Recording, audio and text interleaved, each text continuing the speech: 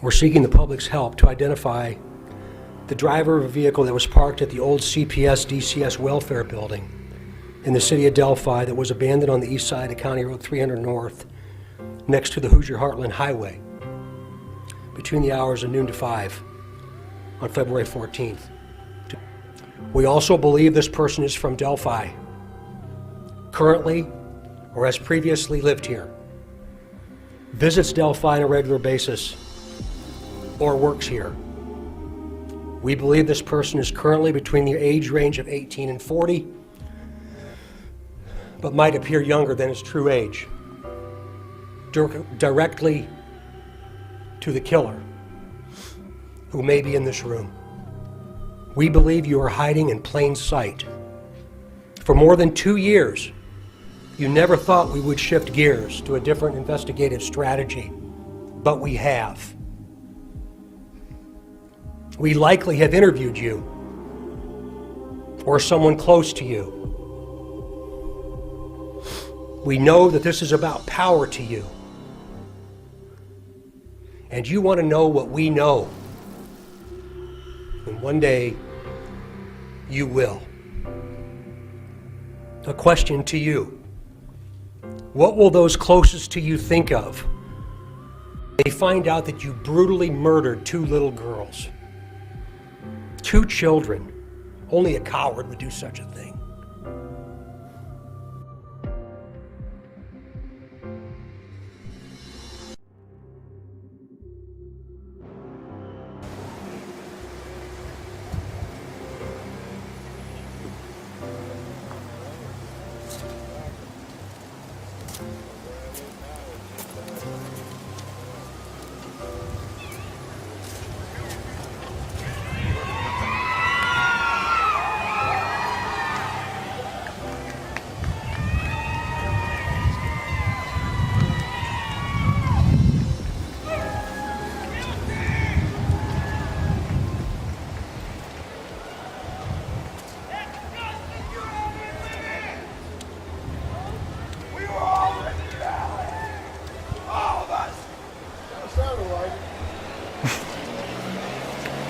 What's going on, everybody? Welcome up.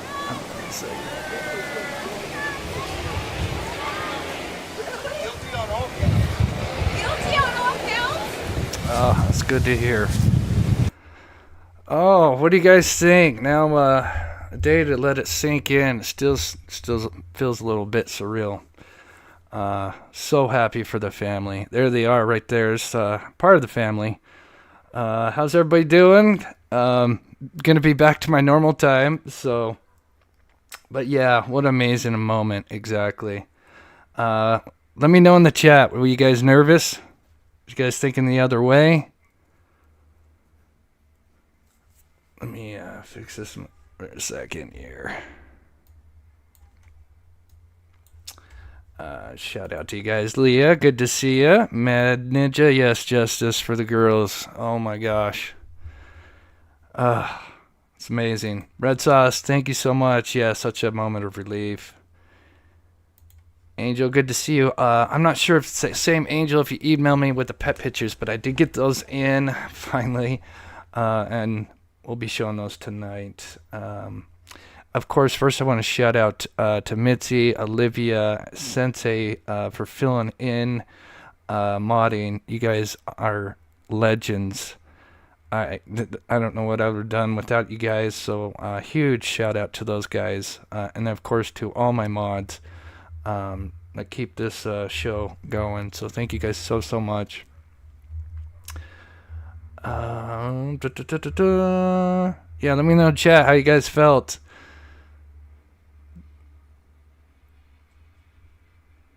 The Edit Twins, I voted again. I know, I would do that too. I mean, not that much that I was like trolling or anything, but just if I saw a poll, yeah, I put my 2 cents in, and yeah. Hey, Amy, first time here. Welcome. Kara says, yeah, I was nervous until I heard that there was a verdict, and then I knew. I was nervous that there was going to be, I think a lot of us, probably on the more pro-prosecution side, was probably, either guilty or hung. And once I heard that there was a verdict, I mean, if you go with how they were, the jurors' questions, I think at the end the questions were a little bit more kind of open ended on, kind of favored both sides. But the beginning, like the whole week for the prosecution, a lot of those questions were pro prosecution questions, and then of course hearing about Saturday, where they went to look at the video and then look at Libby's video and then look at one of the interrogation videos. And then I'm like, they're probably trying to sway a couple of jurors. I've heard rumors, and again, I'm sure this is probably made up. I saw somewhere where they said it was like 10-2 or something like that, and they're trying to sway two jurors. But again, that's purely rumor. Maybe one day they'll come forward. I don't know. But, they took the evidence in, and they came out with the verdict, and you got to respect that.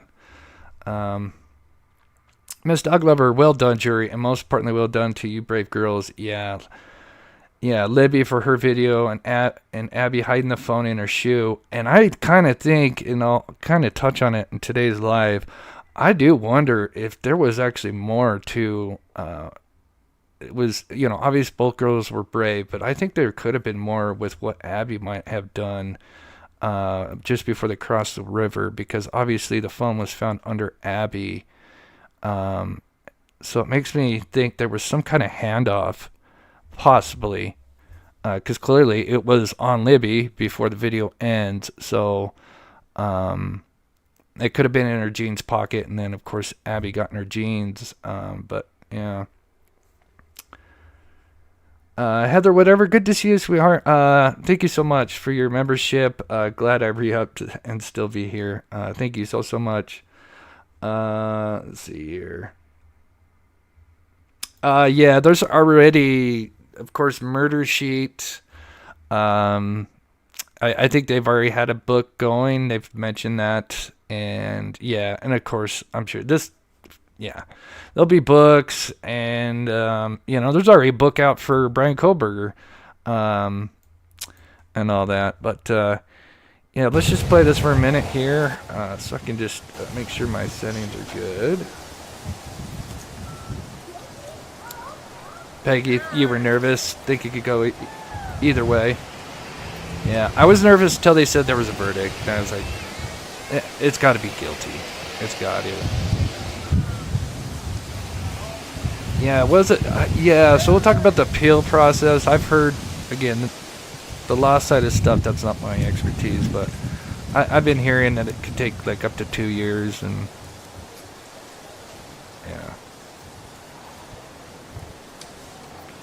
yeah. Joseph says I can't let go of KK. I know. Yeah, we got good questions, Cheryl. We'll talk about that here in a bit. Tomorrow, probably, if I get enough time to get it in, Sebastian Rogers. I'm going to have a video out for Dylan Rounds, because there's a lot of footage that was released.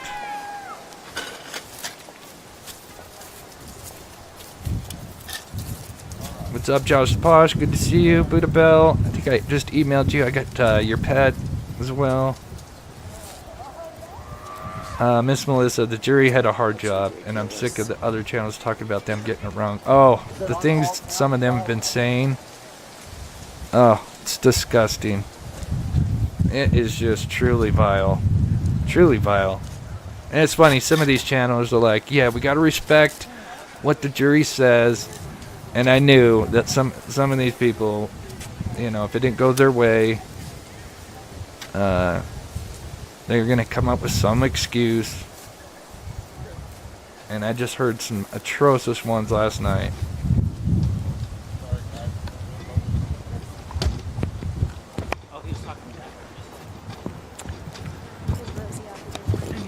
Yeah, being in Peru in the morning. I know, it's so weird, the Peru thing, because obviously that's close where every... Oh, wait, I think. With the clients, that's what I was going to say. Obviously, there's that's the sister of Richard Allen. Of course, feel bad for all the families involved. Yeah, me too. Montuckin. I think, yeah, Montuckin.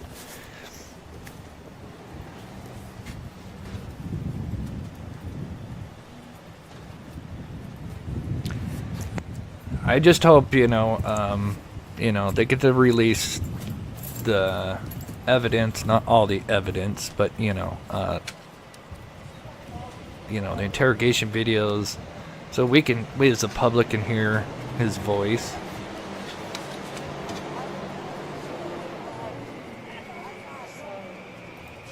I think I run across a new November. Yeah, there's a lot going on, Locker, that, of course, I've been covering this case, so, I've been kind of out of the loop with Rogers, but for those that don't know, apparently, because last time we covered it, Dog the Bounty Hunter got involved, and, they had pitched in on the tip, and now it's up to, I think 175,000, I believe, correct me if I'm wrong, but, so they bumped it up, and Dog says he's got leads, actual leads. So yeah, we'll be doing a live tomorrow. Hopefully I can get everything put together. Yeah, a lot going on, but we'll definitely talk about that tomorrow for sure. Josh says, some of the vile stuff, Chris, it makes me just incredibly sad. I know, buddy. Thank you for how you run your channel. Justice for Abby and Libby. Yeah, I have to sleep at night. Again, I for those that might be newer to my channel, I've worked with family, one thing I can say that I have a little bit of experience in. I'm not an expert, but I have experience in is working with victim families, with. Sorry, is that a knock? Oh, that's next door. Sorry. There's some solicitors or whatever knocking on everybody's door. That's what it was. But yeah, so yeah, I've worked with obviously families, victim families, and it's tough because, I worked on a Dylan Rounds case, and even that case, same thing. They went after the family. And there's these atrocious lies that got spread out, across social media in that case, and it turned it into just a shit show. And it's just crazy how some of these people just get in there and just, I don't know, want attention and just whatever. And it's terrible. But yeah, and then of course working with Aiden Clune, which, by the way, for those that know the Aiden Clune case, obviously it's this boy we searched for this summer. We found his shoes. They have been bringing out cadaver dogs. I'll probably do a members live show on that one and talk about some of the stuff. But yeah, they are now in cadaver dog mode. With the Aiden Clune case. So I am so stoked. They've been doing that as well. But anyway, let me keep playing this and shout out everybody real quick here. But yeah, Josh, again, yeah, so working with, these families, there's no way I'm going to betray, Abby and Libby's family. We got to believe in what they believe in, and of course, they were really silent, their interviews before, obviously, Richard Allen, and they said, we're not going to name this, or, I think it was the Patty's interview, but, they were very humble and saying, we're not, because, obviously everybody on social media was, had their own, persons of interest list. But they were like, we know a lot of people are being mentioned, but, we're not going to be doing that because it wouldn't be fair to those people if we're wrong. And so we'll just let, law enforcement do their job. And I respect that. Miss Dog Lover, good to see you. I really had faith in the jury. They were asking intelligent questions. Yeah, I would say, the first 2 weeks, I think a lot of those questions favored the prosecution. and took their time to make the right decision. Yep, Brian Koberger's next. And what's sad, and this is one thing that we'll kind of touch on, that I didn't really get to touch on yesterday, is, I do feel bad for a lot of these people that probably came into this case, didn't know much about it. And of course, if you look up the case, the top YouTube channels were pro-defense, former defense attorneys covering this case. And obviously they have a bias because they're defense.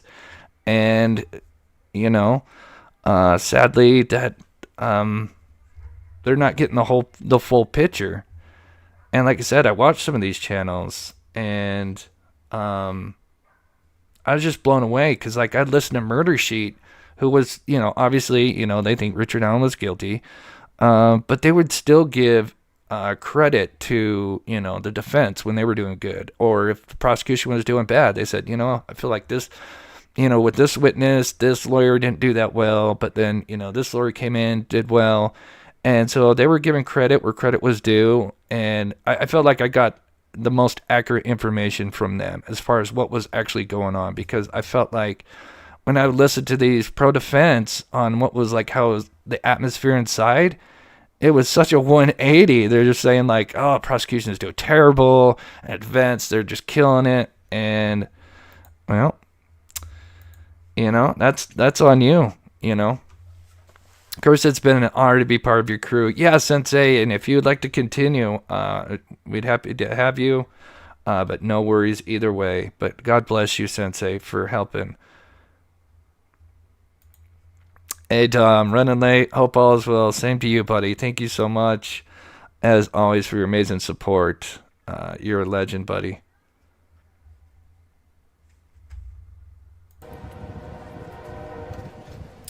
Squeaky Wheel, good to see you. We're dealing with a bunch of sore losers who viewed this trial like a sporting event. They wanted their team to win, and when they didn't, they shed tears and screamed, cheat, cheat, cheat. Richard They Allen did. Found guilty of murder for the deaths of Abby Williams and Libby German. They did.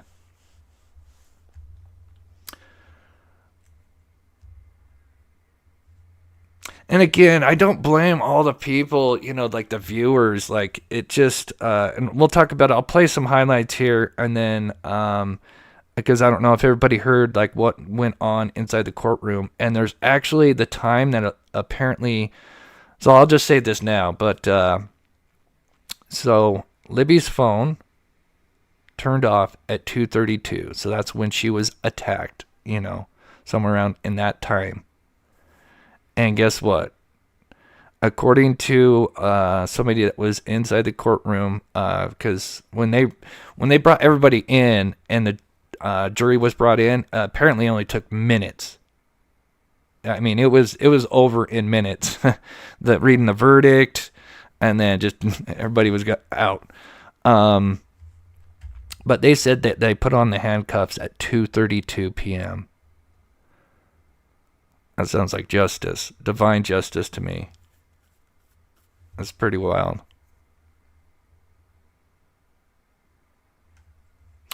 Yeah, and that's that's what I'm going to talk about. And that's just why I don't blame a lot of these people that, feel like he's guilty, because I feel like a lot of them probably weren't familiar with the case, came in, saw these other channels that were clearly being biased and not really presenting the facts properly. And guess what? Well, you're going to let down your viewers. It's one thing to argue, but yeah, and then we'll get to that. But yeah, it's such a great statement, Amy. And I saw that. I'm like, that's not good. In 2017. Thanks for joining us for this final Delphi debrief here on WTV. Oh God, I've heard crazy things, Todd. We'll talk about it. Katie Jackson Lindsay. But let's begin in Delphi, where our team heard that verdict in court today. Bob Siegel and Emily Longnecker are there for us right now. Okay. Richard Allen was arrested, and the last 29 days since jury selection started, this family, we saw family. We saw the courtroom on the inside. The attorneys, most of them were in there at this point. Interestingly, okay, so I'm just going to play a few highlights from this. If you haven't seen it, this was just kind of what went on, because it went quick. I'm surprised. Like, they're saying just like 5-10 minutes, and it was done. Like, That's pretty wild. enough, the only folks who were not in there. But Doug Carter was in there, and something happened, because they were obviously, really happy after the verdict was read. And anyway, I'm just so glad he was there because, I've been a huge fan of Doug Carter. You listen to his speech, everything he's pretty much said was true, Probably works here, lives here, hiding in plain sight. We probably interviewed you. I mean, he nailed it. He nailed it. As we started getting closer to the verdict was the family of Richard Allen. In fact, when Judge Gall came into the courtroom, she looked at the defense table and said, "Where is Mr. Rosie?" And at that point, we Andrew see you, Baldwin Stephanie. notified the judge that he was downstairs with the family, with Kathy Allen and with Janice, Richard Allen's mother. So once they got up into the courtroom at that point, the judge announced that she wanted to make sure there were no outbursts whatsoever in the courtroom. She wanted things, she said, for Mr. Allen, for the victims' families, we need this to be very orderly.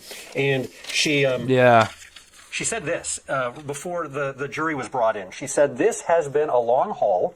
Regardless of what the verdict is, some people aren't going to be happy." And at that point, she asked everyone in the courtroom that if you're not unhappy, take your unhappiness outside, is what she said. So again, sounds like goal. We had a pretty good sense at that point that there was not going to be any huge outbursts. She said if there had been any outbursts, folks would be escorted out of the courtroom by law enforcement, and that did not happen. At this point, the jury was brought in, and the jury came in at 2:19 this afternoon. And I got to tell you, in my mind, because this trial we'll talk about that, Josh. 17 days, in my mind, this verdict was going to take a while to announce. Boy, was I wrong on that. I mean, this was so fast. The jury was seated at 2:19. The judge immediately asked if they had their verdict. So 2:19 was when they're seated, and according to a person that was there, because I'll mention it. Okay. The foreman of the jury who was elected, he was juror number 30. He handed the verdict form over to the judge, and by 2:20 the verdict was being read: guilty, guilty, guilty, guilty on all 4 charges. And by 2:22. The jury was excused and they left the courtroom. So literally, the jurors were in there for 3 minutes. I want to explain kind of what happened when the verdict was read. Because I was so close to Richard Allen, I was able to look directly at him, and he gave almost no reaction at all. Andrew Baldwin. So I heard one rumor, and I'm just going to say rumor because, again, I've heard other different opinions. So, but from where it came from, they usually have been right. So I'll just say that. But again, I'm just going to say it's rumor. But one person that claims that they were there said that when the verdict was read, he was nodding his head. So I don't know. Again, it could be maybe they,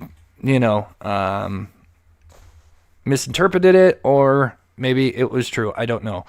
But it'd be interesting if that was true. When defense attorney was sitting right next to him, he had his arm around Richard Allen. Right before the verdict was read, at times he was rubbing Richard Allen's head, which is very close-shaven right now, as he's in the Cass County Jail, trying to comfort him.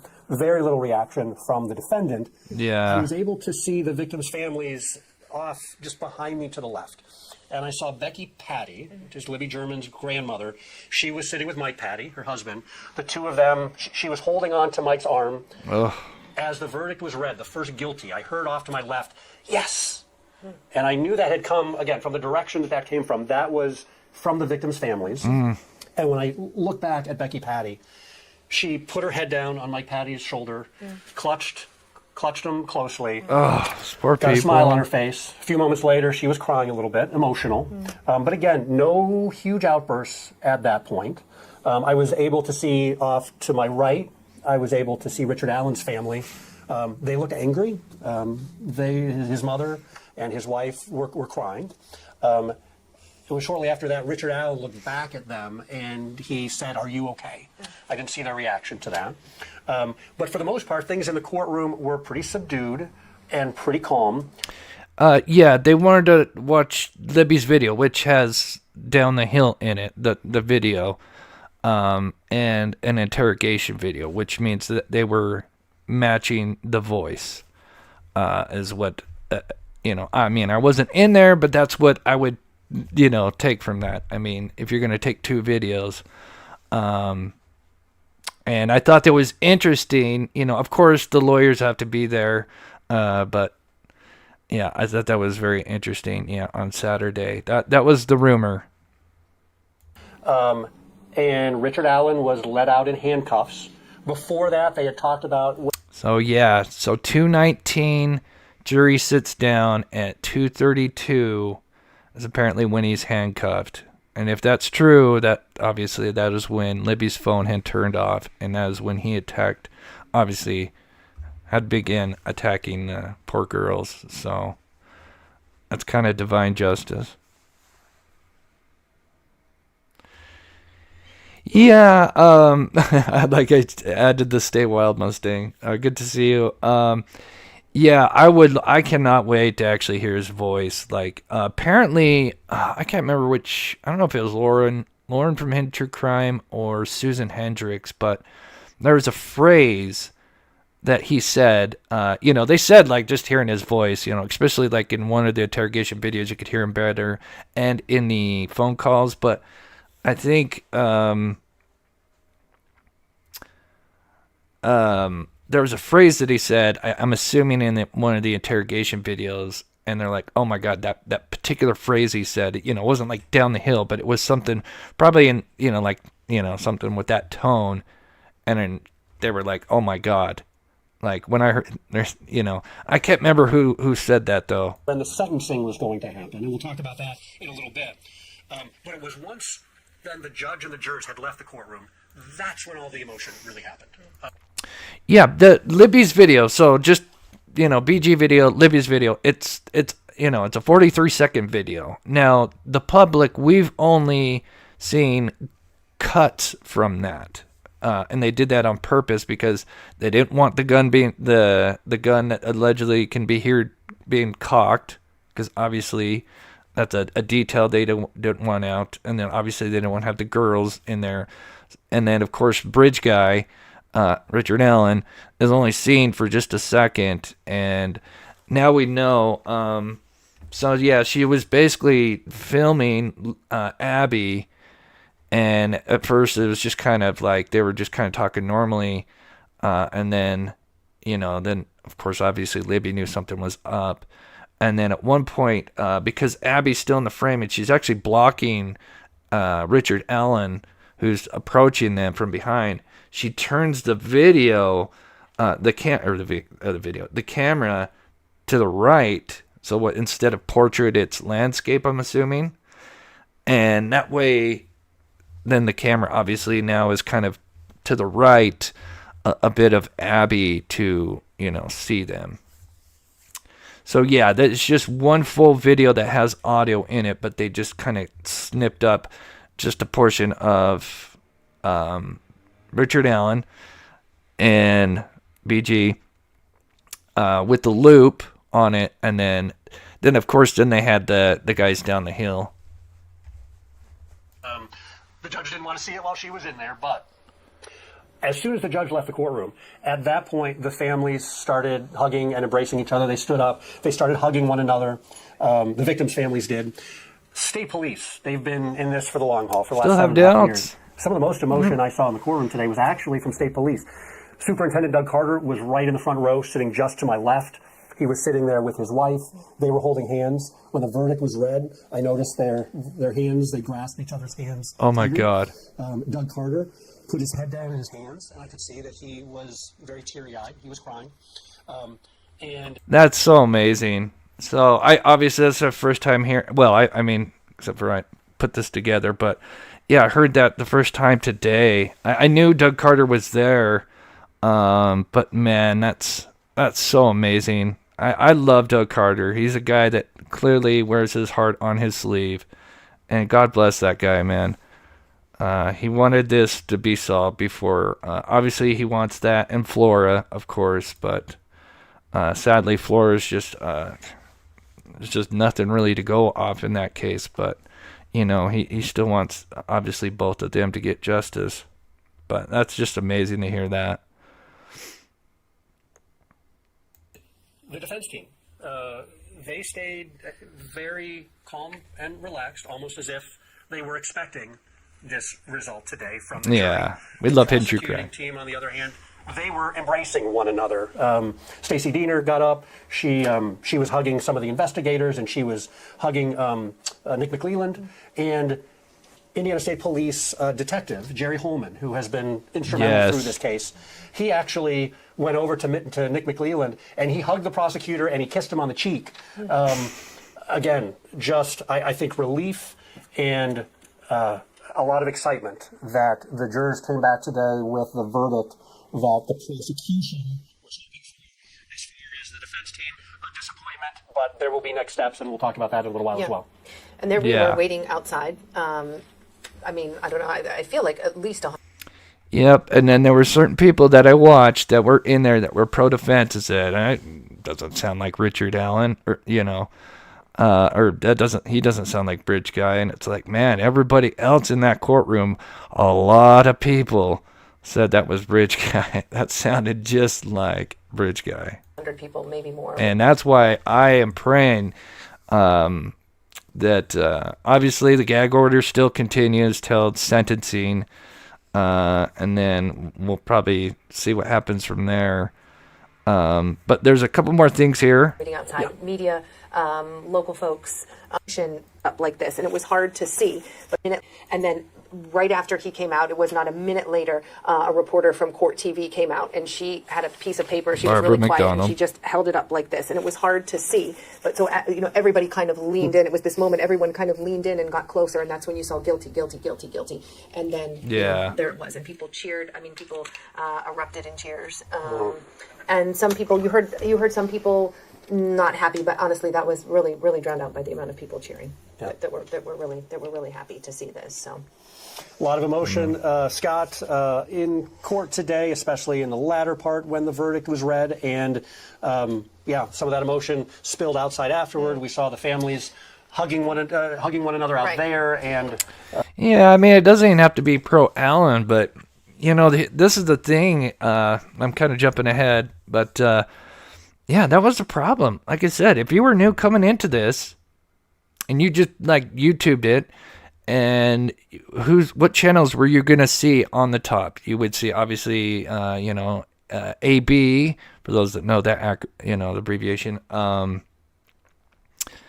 bunch of pro-defense attorneys, former defense attorneys covering it, and obviously they have biasm, and they're more leaning one side, and they're being the top channels covering it.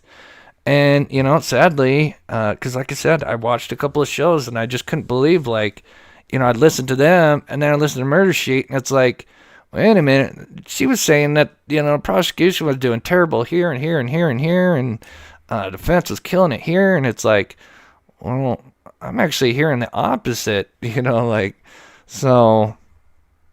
yes, there was quite a bit of emotion. I mean, and this, the gag order is still in place, and we learned that. Kathy Allen did come outside, walked past the media, and if we have some tape of her briefly, if we want to just roll that now, that she spoke real quick. We want to take a there's listen. Kathy Allen here.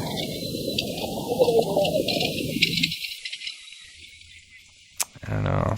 So Kathy Allen there. Again, I don't want to go after, any of the families, but I do. I mean, I would like to hear from Kathy because, I would just like to know, what happened. I mean, again, if I was on the jury, I would want to know, what was Richard Allen doing? If this guy's innocent, then they should have been easily brought her on and said, yeah, Richard Allen came home, he was gone, or I was at work, but when I got home, I came home, everything was fine. Days after that, he was fine, no issues. Before that, he was fine, but we didn't get that, and I would have been very concerned. Nobody came up to, talk about Richard Allen's past, great father, great husband, whatever, and that would be very concerning to me. Even defense opening and closing, I felt bad for the jury because they don't know Richard Allen at all, except that he worked at Walmart and CVS, I think they mentioned. But yeah. Crying and saying this is not over at all. And then soon after she came out, Indiana State Police, Ron Galvez, he came out, and we were thinking, okay, are we going to hear some kind of response from state police? And Oh, here's what he had to yeah. say. Take a It listen. went fast, Heather. Holy cow. Not lifted the gag order. Oh. So we're not going to be able to make. Okay, so this is one important thing. Again, so if anybody was wondering, because I think somebody asked, is Doug Carter going to, and I think he is going to, but obviously they got a gag order, so I'm going to play this clip here. He had to say, take a listen. Judge Gall has not lifted the gag order, so we're not going to be able to make any type of public statement at this point. We'll be looking forward to having something scheduled a month from now following the sentencing. So with that, that's all that we're going to be able to say at this time. So thank you very much. Thank you, sir. Thank you. And that was it. That was it from state police, and so there it was. We knew that we were not going to get any kind of reaction from them, at least. So he said 1 month time. Wait, let me go back. Did he say 1 month time? It went very He had quick. to say, take a listen. Sorry. Judge Gall has not lifted the gag order, so we're not going to be able to make any type of public statement at this point. We'll be looking forward to having something scheduled a month from now following the sentencing. So with that, that's all that we're going to be able to say at this time. Okay. So thank you very much. Thank you, sir. Thank you. And that was it. That was it from state police, and so there it was. We knew that we were not going to get any kind of reaction. Yeah, and I'd like to hear from the family as well. Yeah, if you can, be careful, John, not to mention, because I don't want to, I'm not going to say I'm disappointed in that channel, but yeah, I'm disappointed in certain channels that, clearly were, and I told you guys, there's certain channels, and I'm not talking about her, but there's channels I know that are covering it, and I'm pretty sure they knew Richard. I even think Bob Mata knew he was guilty. Like that, I just had a feeling like some of the way he was talking just gave me the vibe that he thought Richard Allen was guilty, but obviously being a former defense attorney, he's gonna, but I'm gonna be honest, I'm not a big fan of Bob Mata, really. I mean, I don't have any hate towards the guy, but I'm just not a big fan. There were some things that went on in a group that he was a part of. Now, most of the people, it wasn't really him, but he was a part of that group, and there were some things. If you follow Murder Sheet, you know what I'm talking about. But there's some things that are very, very distasteful that happened over a span of about a year in this particular group, and very distasteful. From them, at least officially, beyond what you December observed 20th in the courtroom. With the happiness there that we saw. Right. And so as Kathy Allen, Richard Allen's wife, said, this isn't over. Right. We know that there are next steps. One I of the think next it's steps, over. the very next step, would be a sentencing hearing. And the judge set a sentencing hearing for Richard Allen for December 20th. There was some discussion about whether they should set aside 1 day for that or 2 days for that. I know the defense said they would probably need about a half a day. They seem to indicate that they could kind of knock out. There's going to be statements from both sides, from both the prosecutor and the state, trying to convince the judge why she should either give a lighter sentence or a heavier sentence to Richard Allen. This guy's lucky he's not getting the death penalty, in my opinion, when you're taking two child's lives. On these counts, and he is facing significant time in prison. 45 to 65 years per charge, correct? Yes. And so now, Yes. will those run concurrent or consecutively? That's the decision, and you would expect that. So I can't remember which one. Let me know in the chat. The one that runs together, is it concurrently or consecutively? Concurrent, consecutive. I think of the definition. So how there's 4 charges. So let's say it's 60-60. The other ones, whatever he gets, those will run consecutively or concurrently. I forget which one's which. Concurrent. Okay. And so I think a total would be like around 120 or 140 or something like that with all 4 of them because, the 2 would run concurrently. Thank you. You're going to hear about Abby and Libby and as people and their lives lost. They would be 20 right now. Okay. Libby had just turned 14 in December before she died that next February. So her birthday is coming up where she would be 21. So these young women, they would be, really just starting adulthood. Victim impact statements. Yes. It has the potential, certainly, the sentencing to be very emotional as well. And then we've gotten every indication from the defense that if there was a guilty verdict, which we got today, that then there's going to be an appeal on the other side, and that can get going after the sentencing. After the sentence, right? Because then that they file an appeal, and then that triggers. It's my understanding the court reporter to type up the transcripts, everything that we've heard during the trial, and then that's what starts it rolling, right? And then they file a brief, and then they have 30 days to file a brief, and then the state has 30 days to file a brief. So it will be some time before that happens, but we have to get to that sentencing first. So they just explained the process of the transcripts and stuff. I'm going to play that one more time. Just so I can, because I was kind of reading chat. During the trial, and then that's what starts it rolling, right? And then they file a brief, and then they have 30 days to file a brief. And that can get going after the sentencing. After the sentence, right? Because then that they file an appeal, and then that triggers. It's my understanding the court reporter to type up the transcripts, everything that we've heard during the trial, and then that's what starts it rolling, right? And then they file a brief, and then they have 30 days to file a brief, and then the state has 30 days to file a brief. So it will be some time. So probably like January, February. We have to February. get to that sentencing first. So Kathy Allen is correct in the fact that this is not the end of this whole process. Right, and we've seen the defense talk about that and try and set that up. We know that there were other alternative. Love you too, theories that Gail. they had, Good. about how the girls were killed, and alternative suspects. God bless that they you. Wanted to bring into this trial. Judge Gall had ruled no, that's not going to happen, and it didn't. And so here they presented the defense as is. But you have to imagine if an appeal would be granted, that they would try and bring those in. Yeah. So, Scott, that is the rundown of what actually happened inside the courtroom. All right, let me see if there's anything else here. So,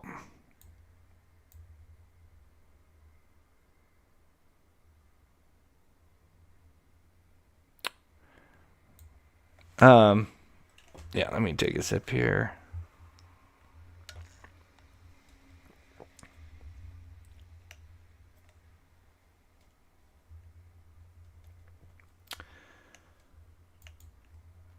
Yeah.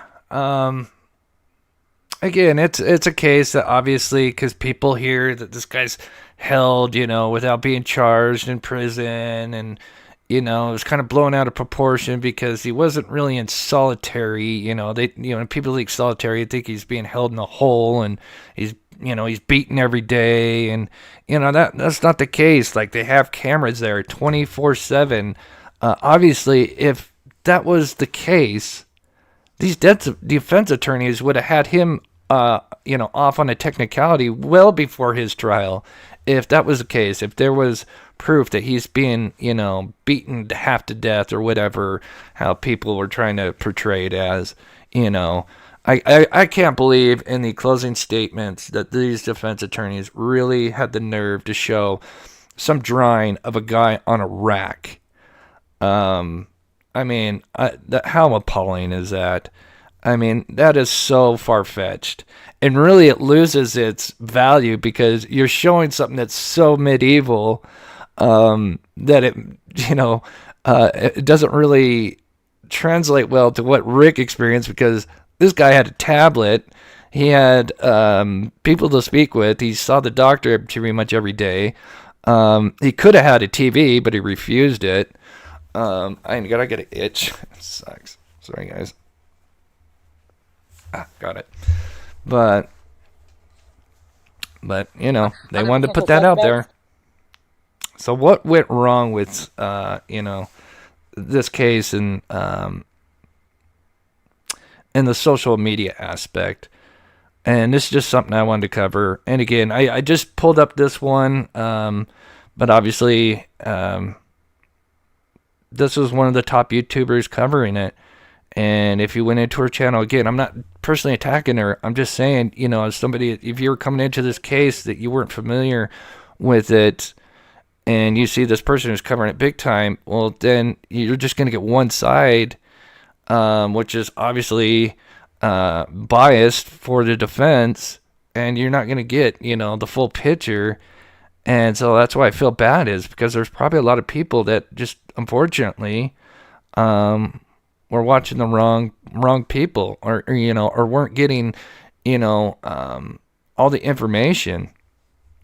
And then what worried them, and then I really saw something that really scared me, is then in the national media, like Court TV, all they would have on is defense lawyers. As a matter of fact, there's a certain YouTuber that, some people are not a fan of, including myself, who's usually on Court TV, but they wouldn't have him on because, they wanted to push the narrative of, this pro-defense. And then you got, thank God for Nancy Grace. But then, so again, I just, at the end of the day, I feel bad for a lot of these people that came in because they were just being fed, a biased narrative from just one side.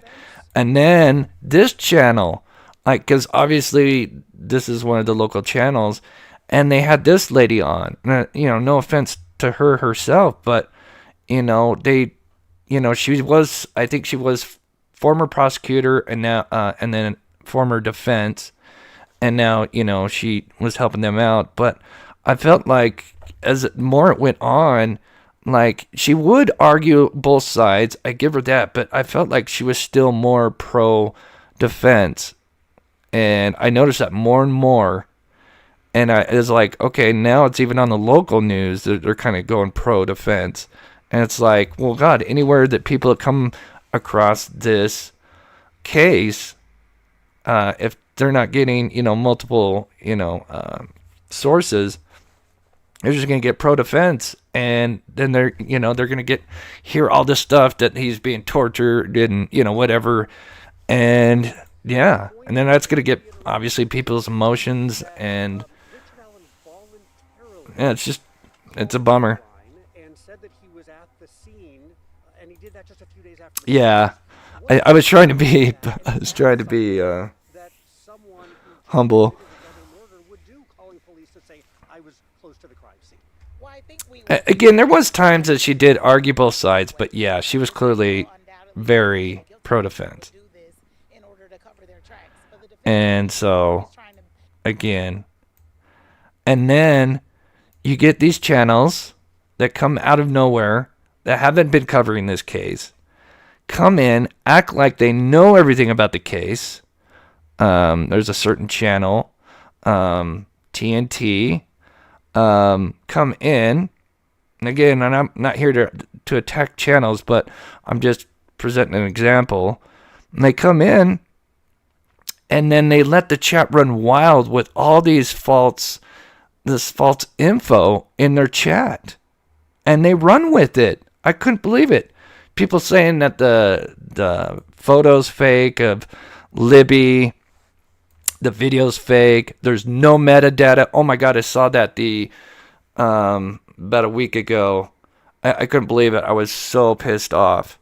It was just this one person just kept spamming over. There's no metadata, no metadata. And then people would be like, really? Really?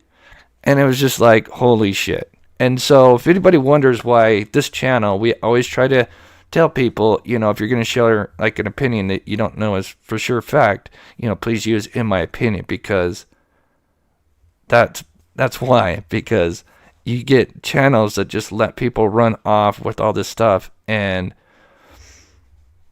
then, of course, again, you get new people coming in with this case, and they see all this stuff, and then they feel like there's this big grand conspiracy, and it just keeps snowballing and snowballing and snowballing, and it's a shame.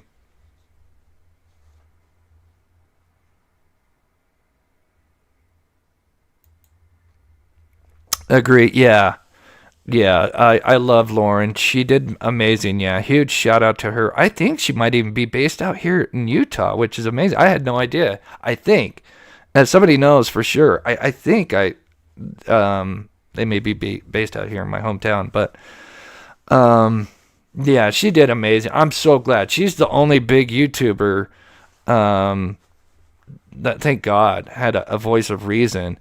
and is it her husband, Dr. John, explained like how the confessions happened. Oh my gosh, there was a great episode that he did where he broke down not all the confessions, but a good portion of them, and what he noticed because he's kind of works in that field, and it was amazing. And he explained the whole dependent disorder, that he has. And how, like, he'll at first say, like, I did it. And then Kathy says, they're messing with you. No, you're not, you're not, or whatever. And then he'll be like, well, I think I did it. And then he kind of starts backing off slowly every time she kind of shuts him down. And that's showing the dependent personality disorder that he had. And I thought, oh my gosh, that makes so much sense. But then there's a certain YouTuber, well, there's more than one. There's a certain YouTuber that apparently just can't research Snapchat, which drives me absolutely nuts, and thinks that this photo should be in Libby's phone. I mean, they were going off on a tantrum, I think last night or whenever, saying, this photo's fake. How can this photo not be in Libby's phone? But doesn't understand that this is from Snapchat and how Snapchat worked. And Snapchat has changed. Now, I've never used Snapchat. I've had people explain it to me. But back then, Snapchat, it's the app the photo is being taken on, not on the phone. So the photo is not in the phone. It's on the app. And anyway, so he's like, well, this is fake. This is fake. And again, so new people come in, hear that. It's fake. And of course, and so my argument, and then of course, people saying that the video of BG is fake. And my statement to that is, well, if all this stuff is fake, right, and there's no metadata, why didn't the defense say something, right? If all this stuff is fake, wouldn't the defense be like, oh, hell no, we're not admitting this into evidence. This is Photoshop. This is fake, With them, and accepting it, that means it's real. There's metadata, and of course, eventually, I hope this evidence gets out there, the proper evidence, not the terrible stuff. But so people can actually see, because my God.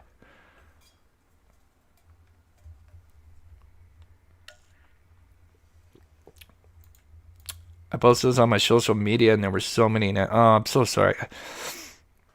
And again, like I said, it's like you can't blame a lot of these people.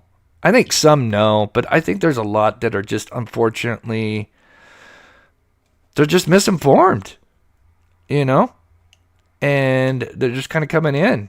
And yeah, and then it gets them, people riled up because they're hearing that this poor guy's getting tortured and beat half to death, and there's these Odinist guards and all this.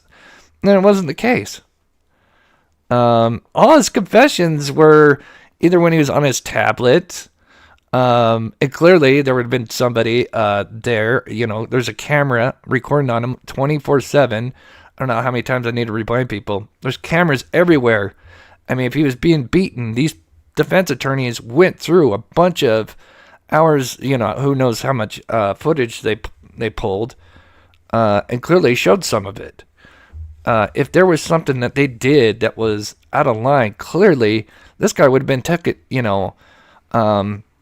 it would have gotten him off on a technicality if that was the case. The videos they probably showed was when Richard Allen wasn't behaving.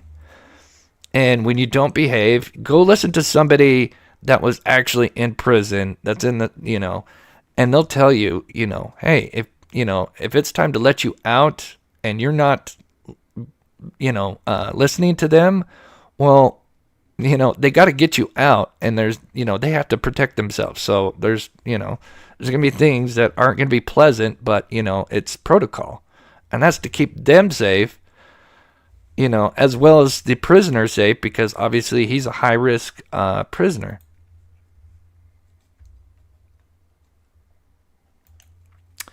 No, Steve. the Delphi's a town of less than 3,000. Now, if you said Carroll County, I don't know if I think there's a few, but there's nothing that's got any connection to this.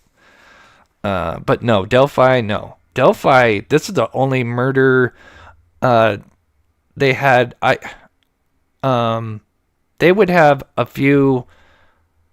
I looked up the stats, and it's been like over 2 months. Again, with the town in less than 3,000, they just had a couple robberies a year and stuff. Maybe a little bit more. I don't know. Petty stuff. No murders. I mean, not no murders, but they'd go years, maybe decades without murders. Again, I'd have to go back and look at it, but yeah. And again, these people saying that we'll get to the onus, but then, of course, they're blaming the family, Kelsey. It's just so disgusting, And then they have the nerve to say, all these prosecution, they don't give a damn about these girls. All they want to do is throw this guy under the bus. But, let's count out how many people that they want to throw under the bus. So we got Kelsey and the Patties, right? So that's 4 or 5, right? So we got Kelsey or basically the Germans. We'll just say the Germans. So at least 5. So we got 5 there, right? And according to the defense, it was onus, which up to 5 people, right? But there's no nexus. If anybody doesn't know a nexus, that is, something that you have to actually connect this third-party suspect to the actual crime. You have to prove that there's something that proves that they were there. Something, anything, a phone ping or, whatever, a statement from a friend saying they were there. Nothing. Anyway, so that's 5 people. So we're up to like 10 people, right? But we're out to throw this guy under the bus, but now they're up to 10 people. Then when the whole van thing came out, with Brad Weber, who they've never mentioned Brad Weber was, a guilty person. He was never on the radar of a suspected person ever. And now because he kind of shoots down their plans, because, the whole defense was trying to say that they were, taken by a vehicle after they got off the bridge. But obviously with him coming, there's just the one narrow road. Obviously Brad Weber would have ran into whoever was being abducted and would have saw them.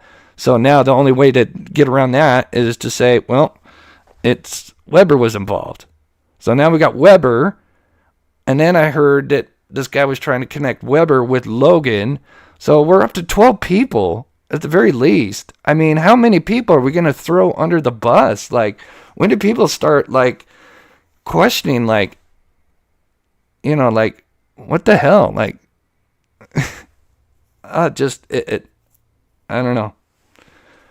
It's crazy.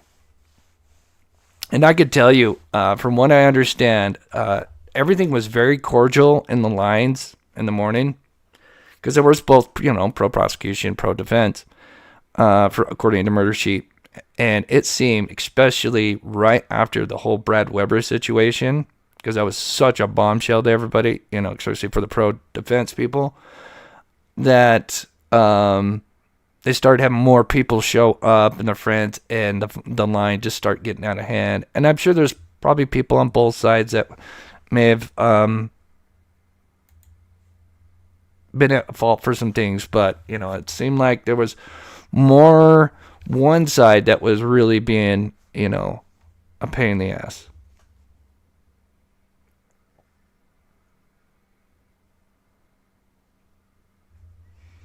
Yeah, exactly, Carla. Yeah, like I said, I've been on a jury before, obviously not a murder trial. And yeah, I would like to know who the person I am going to be voting, guilty or not guilty. I would like to know his background. And if the defense isn't going to tell me about him, then that makes me worry. Like, this guy's got some serious issues that they don't want to be brought up. I do too, Julie. I really do. Because we're now going to, these same people are now going to, not, I don't know if all of them, but a lot of these same people, some of them already were on Brian Koberger, just, switched over here just to get the views and whatever. But now are going to go back to Brian Koberger. And I'm sorry, but, this case, was not certain, no slam dunk, actually, until the 61 confessions. But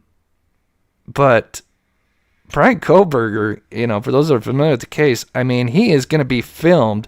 I mean, it is just going to be one video after another, dash cam, not dash cam, surveillance video and ring cam and the next camera, and there's just going to be a play-by-play of his white, Hyundai just, going from, basically leaving the house to, the last video. Oh yeah, well, there's a video that's next to where it's capturing the car doing the loops. So yeah, and then of course they have DNA as well in that case.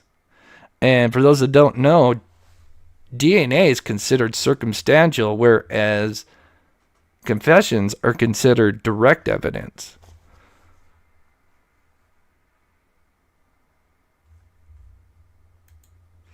It was when Rick said down in the interrogation, she said it sounded like down the hill. Oh, Beast 9.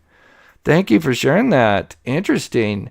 Yeah, I don't know. Like I said, I can't remember who said it. But yeah, they said there was like some phrase he said, and they're like, holy shit, that's Bridge Guy's voice. Yeah, that's so disgusting. This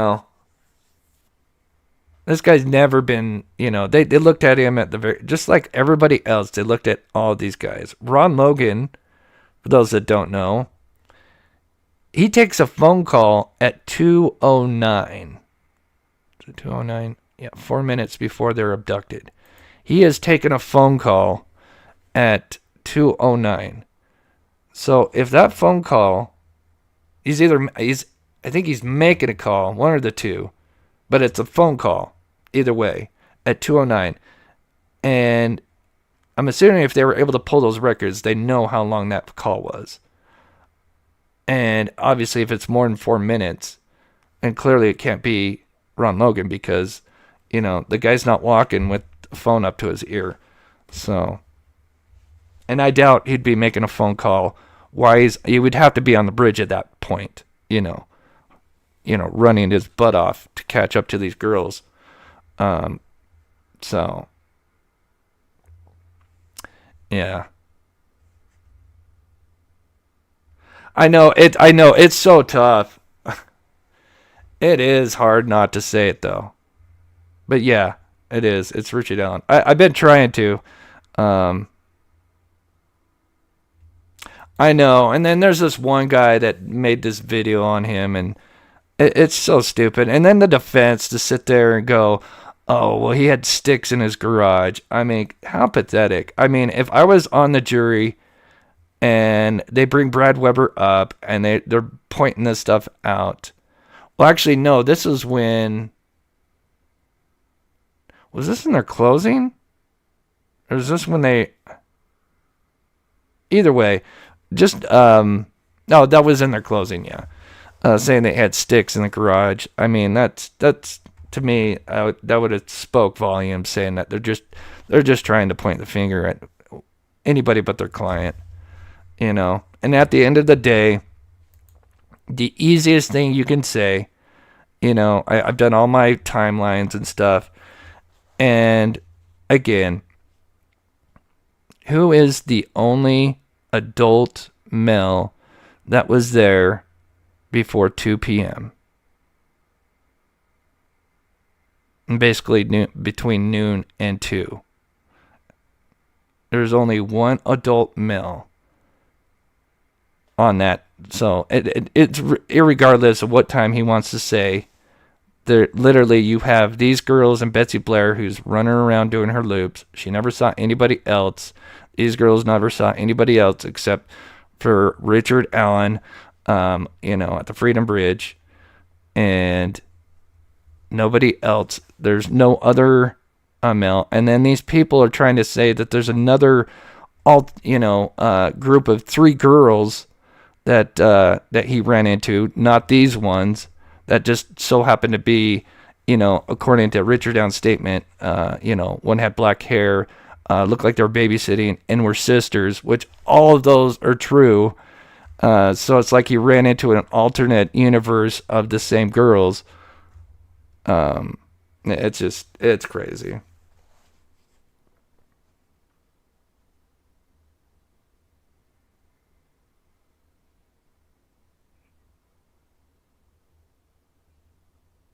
Who they believe could have been the suspect.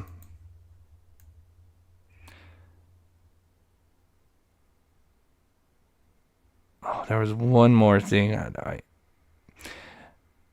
The black Ford Focus. So I was looking that up. I was doing a little bit more research on this, and yeah, if you look up the 2016 Ford Focus SE, which SE stands for Sports Edition.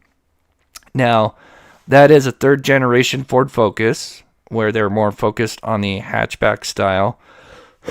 And what's interesting is, if you look that up, let me see, hopefully I got the bookmark, but I found this very interesting, because, the defense kind of brought up, well, there's, other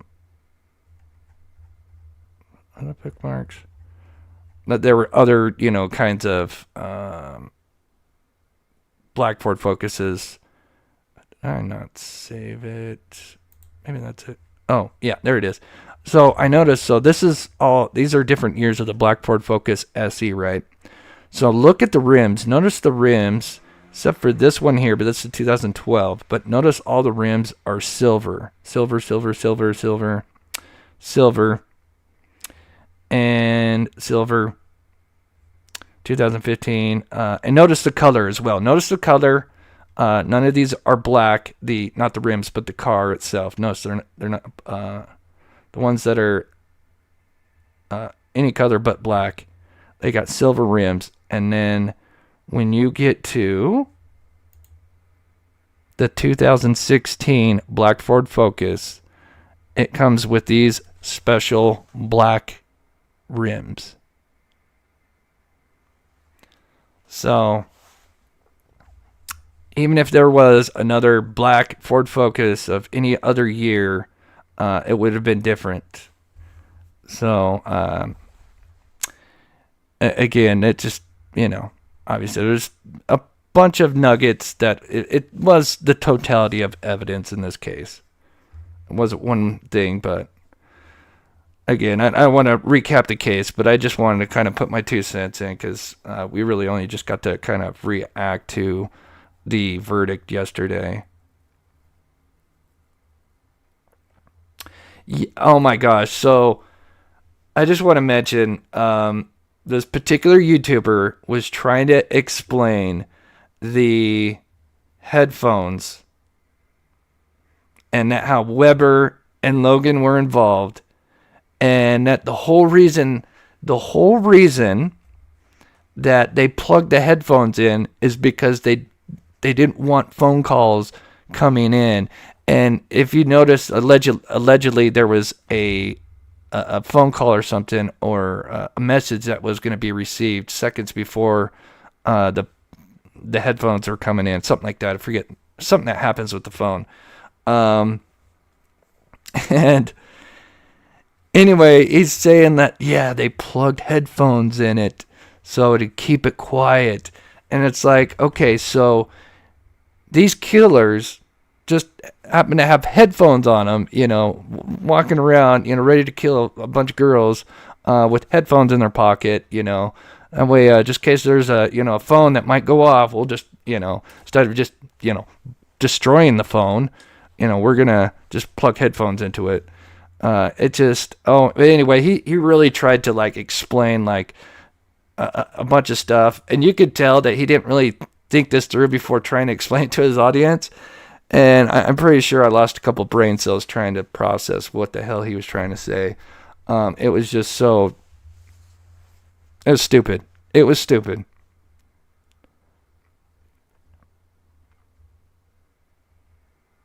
And then there's other things that people were saying.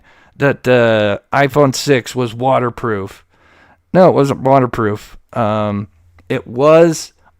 did have a little bit of waterproofing on it, because they were trying to, get that better. But no, the iPhone 6 was not waterproof.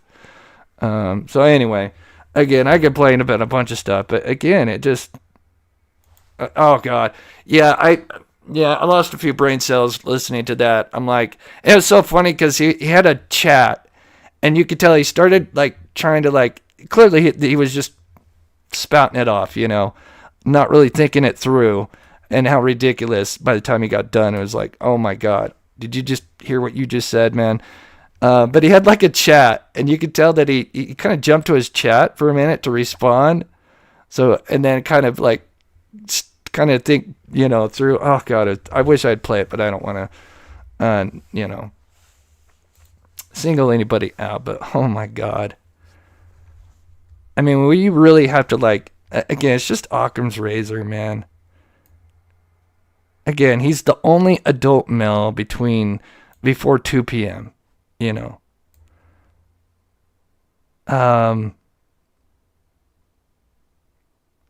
But this is, again, to me, and this is one that not a lot of people mentioned, but to me was so huge.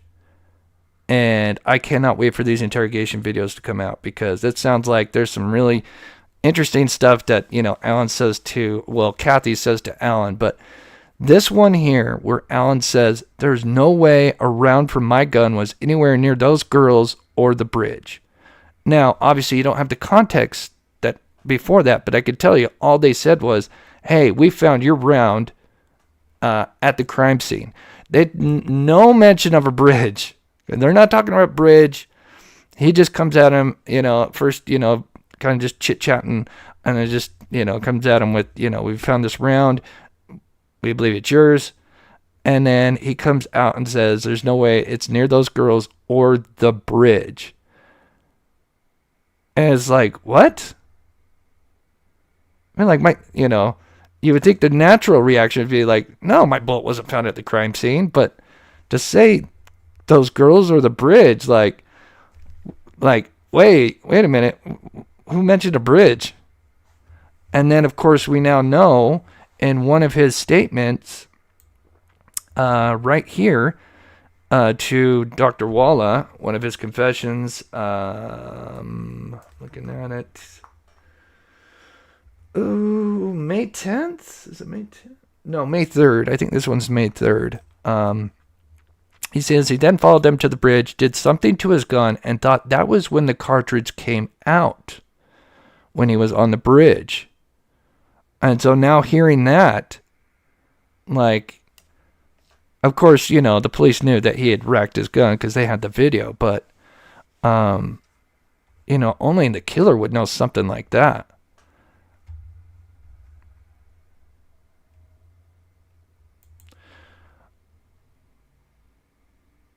So, Maria, if you don't know Elvis Fields, and I don't know Elvis Fields, obviously, personally, but I had a cousin who had the same affliction. Now, obviously, so if you don't know, Elvis Fields has a mentality of, I think a teenager, they were quoted. I've seen some people say 7, but I'm pretty sure it was quoted as a teenager.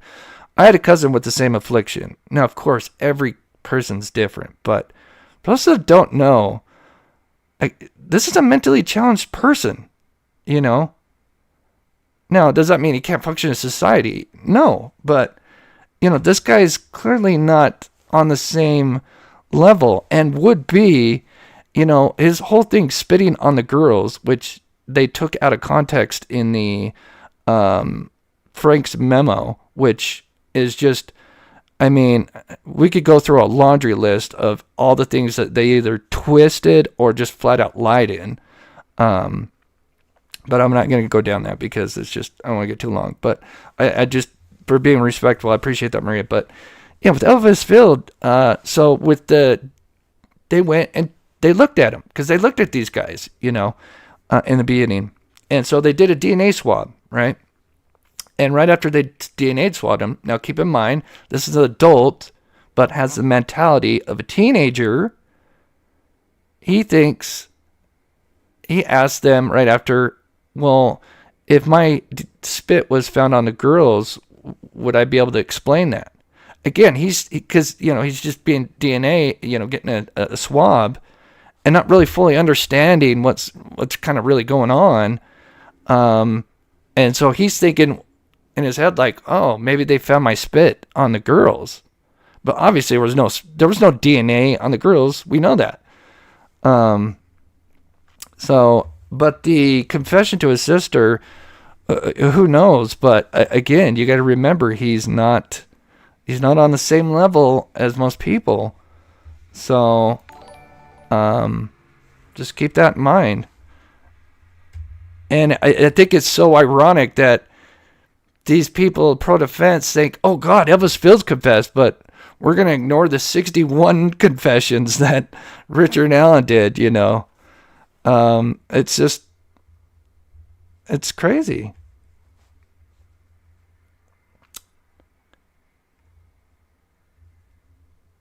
And and then they weren't able to, none of these guys in the whole Odinist, their main guy, BH, he has most of these guys have a better alibi than Richard Allen.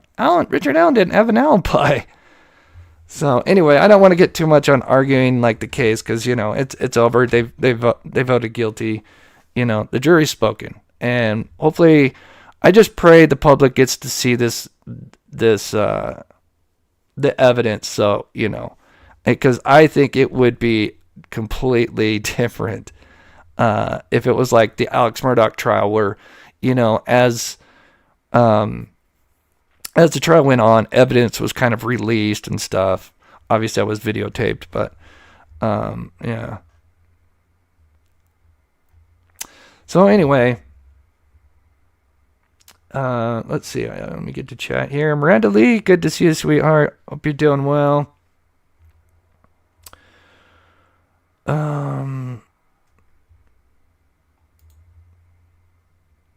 Be involved. I met up with Libby and Anthony. I don't know. It's still possible. Although they could have been lying to him and saying that he did kind of admit that he'd talked to Libby. But maybe it's just, again, at the end of the day, Kagan Klein, if you look up the definition of coincidence, you have to put a picture of him in there. Because, holy hell, so many coincidences.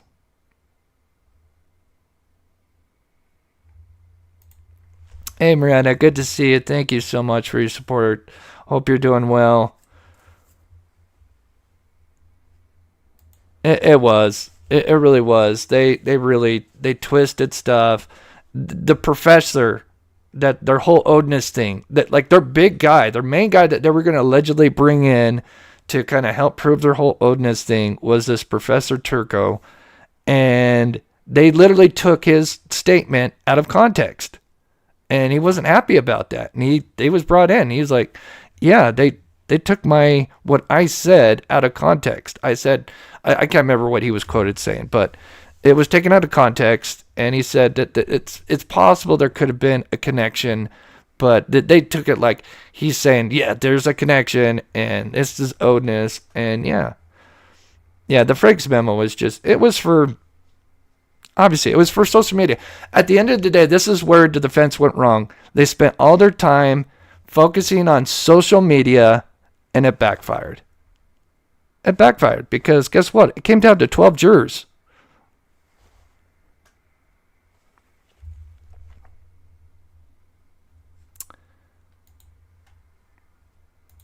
Frank Meister, good to see you, man. So happy. Congrats, and man, appreciate all your hard work. I know you're going to be moving on to another case, but man, I was tuned in, and appreciate you being out there for the family. That's amazing, man. That was so amazing. Anybody doesn't know Frank, here's Frank here. He's covered this case, and he's actually the one spotted hugging the family there. Where are you, Frank? That was such a touching moment. Oh, we got past it.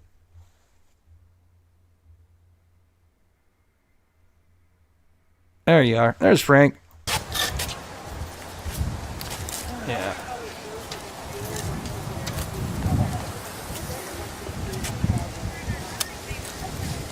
Oh, yeah. Yeah, he did not like Bob touching Kathy.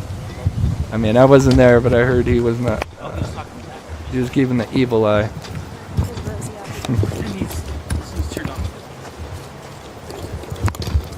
Thanks so much, Chris. So, yeah, again, we're going to be, of course, when sentencing comes, we'll cover it. And then if the evidence gets released, of course, we'll break it down.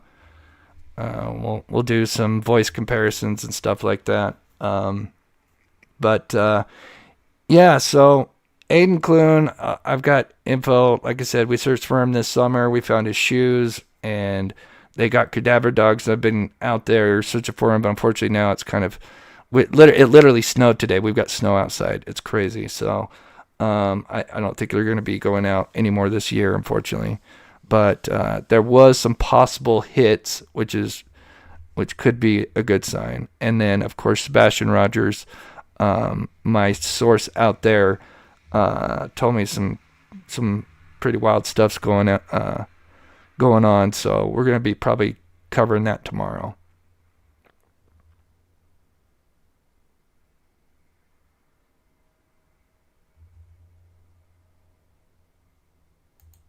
Right, Junior. Yeah. And that's the thing, like, for anybody that may be listening that is, that thinks he's innocent and has been hearing, all these people, these alleged suspects, just look at how they keep, like, now they're saying, the jury was in on it. And, eventually we're going to hear that they're owed too. And us creators that are, putting this out, we're owed as well. Everybody's owed that don't believe in Richard Allen. I mean, it's just ridiculous.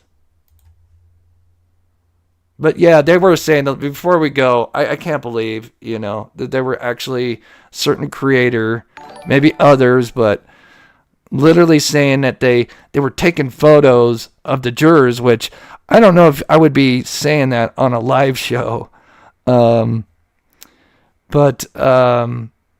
he was saying that the officers were speaking to the jurors and that they were probably coercing them over the weekend.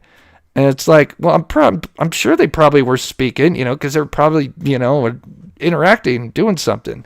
Obviously, they have to stick near them. They got to keep an eye on them. And that's a huge no-no to be obviously persuading jurors and stuff like that. And that's just, again, it's just some sore losers. Curtis Wrecking Crew West, for your continued passion. Thanks so much, brother. I appreciate that, man. That's you guys are awesome.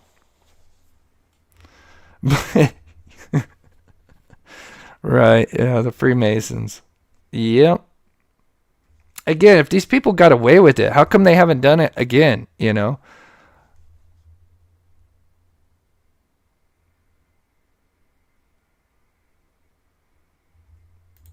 Hey, Todd. Took a break from the trial. So happy the jury listened to the evidence, made the correct decision. Right, yep. Again, and for those that, feel differently, I would say, wait until if the evidence does get released, because you weren't there, and the jury was, and clearly, and they're smart people, and they took their time, and they spoke. Oh yeah, I paused it. Oh, I think this is. I'm sorry. I just paused it. This is. I forget her name. This is Richard Allen's half sister. I forget her name. I apologize. And again, I feel terrible for all families, of course, that were involved in this. It's terrible. Oh God, Bob. Again, I'm not a big fan of Bob. I'm not a big fan. Again, for those that have listened to Murder Sheet and know about this group, and I don't know if it was a Discord group. I believe it was a Discord group, and Bob was in it. And again, I'm not blaming Bob entirely, but there was some very distasteful comments from this group. There were other people that were really distasteful, but he was a part of that group, and it's just like. And anyway, if you want to know more, you can go to Murder Sheet, and I forget the titles, but it's. I think they posted that like a few months ago. That group. I think it was towards July. I think is when they were talking about that group, just after the July hearing. But yeah, it was just very distasteful. And yeah, I don't like how he's just walking around. I know he caught Frank off guard by, running around with a mic and interviewing people. I mean, again, I understand, if you walk up to somebody and go, hey, do you mind if I, interview you? Instead of walking up to you with the camera and a microphone, like, hey, can I interview you? Like putting you on the spot, like, yeah.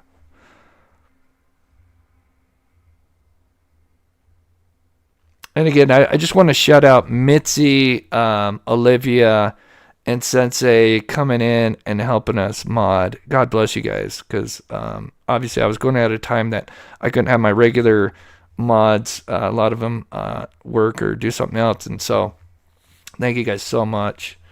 But we'll be going back to the normal time, so.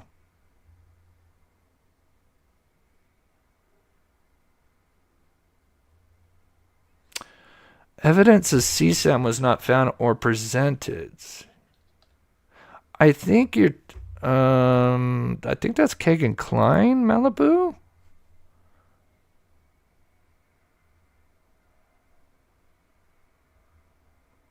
Or you're just saying you're surprised that there wasn't any of that found, or maybe that's what you're saying.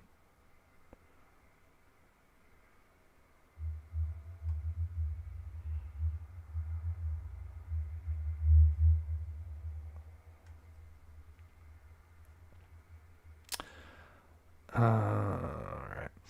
But anyway, I will be on tomorrow, same time.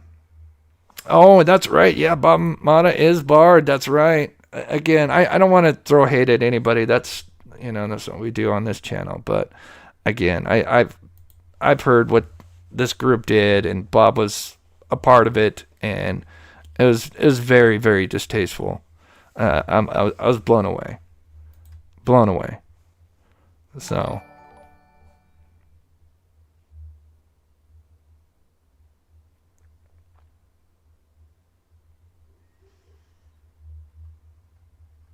Anyway, let me just double check chat. So, yeah, tomorrow we'll be on normal time. Can we still get him on DR or death, or do you mean DP? Can we still get him on DR? DR. I'm not sure what you mean. Just do you mean DP? If it's DP you meant, I would say I don't know if they would try that somebody on a death penalty case, with evidence like this. Even though you have confessions, it's a huge risk. Again, that you might mean something else. One channel I used to like went pro Richard Allen, and I'll never watch again. Chris, in your opinion, why wasn't Kagan Klein called? Well, that was going to be for the defense, and I don't know what they were going to call him for. Well, I mean, I have some ideas, obviously, to try to connect and throw doubt at the jury. Just something else to, throw at the jury to, throw at the wall and see if it sticks. So really, that was for the defense, but that might have been. I think the reason they had that huge witness list is a lot of them were for the whole Odinist thing, and that they thought that because they kept trying to bring it up at the end of the day multiple times by bringing in some kind of statement, and I think they had wishful thinking that somehow Judge Gull was gonna change her mind on the whole Odinist thing when she's been shutting them down this entire time. Yeah, God bless you, Mitzi, so much. And thank you so much for the membership. God bless you. And again, huge shout out to Frank Meister, Beyond the Evidence, for being out there in the cold and going live out there. Man, that's awesome. And being there for the family again, because those signs, man, oh my gosh. I loved your reaction, man.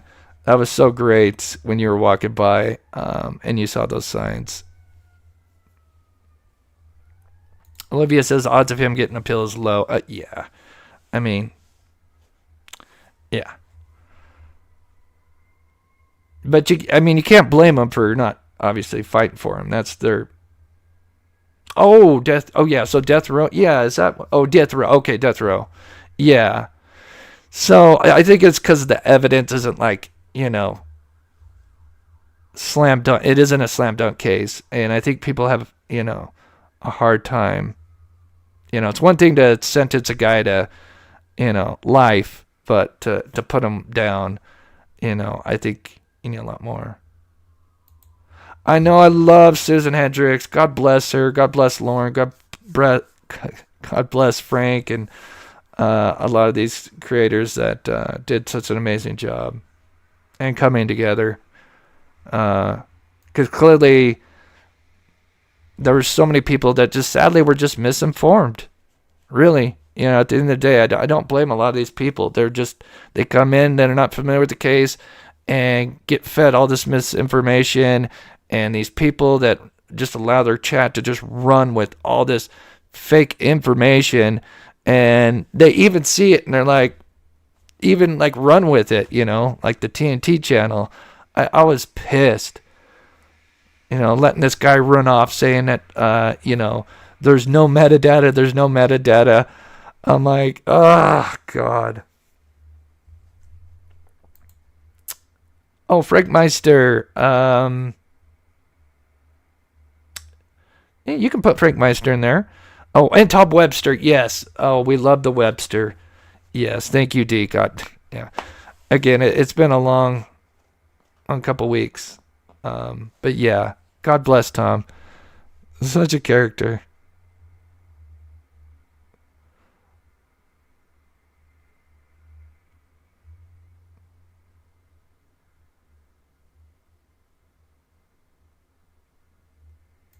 Oh, thanks, Steph.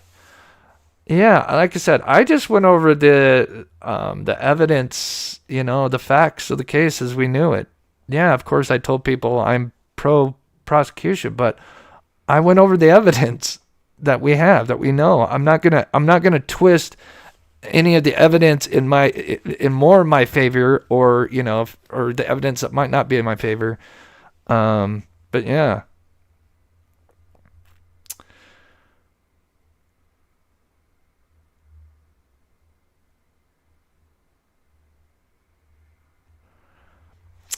But so tomorrow, Sebastian Rogers, and then Dylan Rounds, because when we started this case, there was some stuff for Dylan Rounds, some of the body cam footage, and some other stuff that came out. And so I'm going to do a video on that, because obviously I was out there searching for Dylan Rounds, and that chapter put out a great video on Dylan Rounds recently, if you want to check that out. But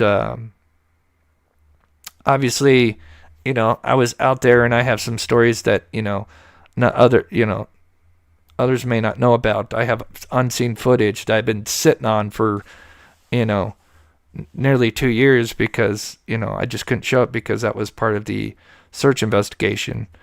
And then a huge shout out to Captain Howdy, but in my opinion, he is the captain.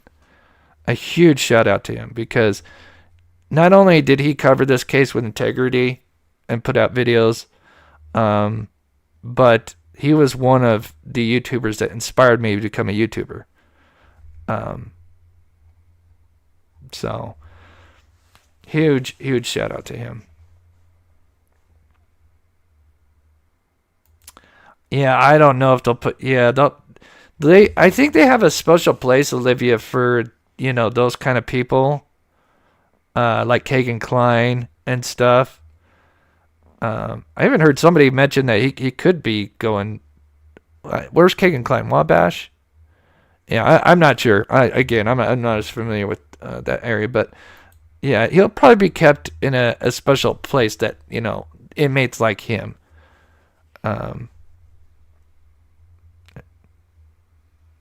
No, that's why he changed his name. As a matter of fact, he used to be the captain, but then people got him confused with True Crime Garage, and so he did Captain Howdy, which is a reference to Dee Snider's what is that movie called? What's the Dee Snider movie? Stranger? It starts with an S, doesn't it? Anyway, someone might know. The Dee Snider movie that was based with the Captain Howdy guy in it. I can't think of the movie's name. But anyway. Now that's going to eat me up. Yeah, congratulations. Thanks, Sasha. Good to see you. Yeah. So, again, if you missed earlier, Doug Carter was there, and he cried, and he was with his wife. And again, that's such a touchy moment, because again, I love Doug Carter, a guy that clearly has his heart on his sleeve.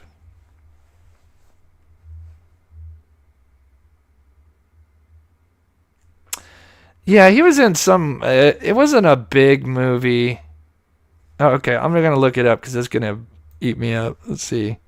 But if anybody's wondering where he got that from, the Captain Howdy, it's Dee Snider film Captain Howdy. Oh, I was close. I said Strangers. It's Strangeland. I knew it had strange in it. I said Stranger, Strangeland. I was close. God, I haven't seen this movie. And here's Dee Snider. We're not gonna take it. He kind of, man, it's been a while, but yeah, he played this weird psycho killer. I think it's been decades since I've seen it. Oh yeah, you got it. There you go, Strangeland. Yeah.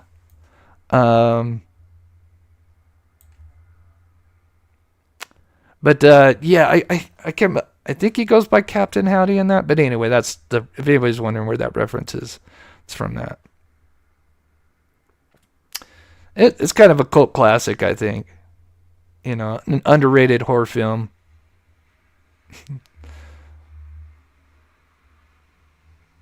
Yeah, it's kind of crazy to see him playing that kind of role because I think he's a pretty nice guy. Yeah, Bees 9. Yeah, yeah, that's what Murder Sheet said. That the Hoover's Harv Store video was pretty clear. It's pretty. Let's see. Do I get the? Oops. So we can see the distance there. Right? So we can kind of see the distance. And you would think, man, that's pretty far away, even though it still kind of is. Yeah, the video. There is a working camera on this building here. Oh, According to the PCA. we were just talking about that. But yeah, so, and you can see the black rims, and that's the most important thing for those that just heard what I was talking about with the black Ford Focus 2016. That SE, those black rims are stock, unique to that vehicle and that color, which I thought was very interesting. So.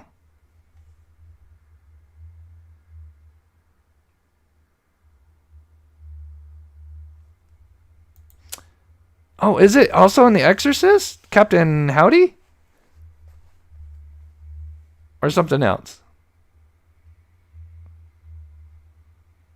And maybe they took it from The Exorcist, because I know Strangeland, I think, came out after Poltergeist, because Poltergeist, I know, is probably, 80s? And I think Strangeland was maybe early 90s.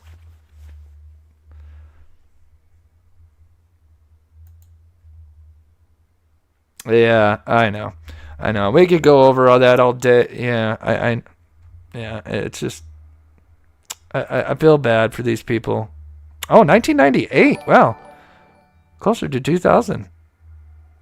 So he must have took it from, if that's Captain Howdy, then he must have took it from, it's a reference from Poltergeist then, probably.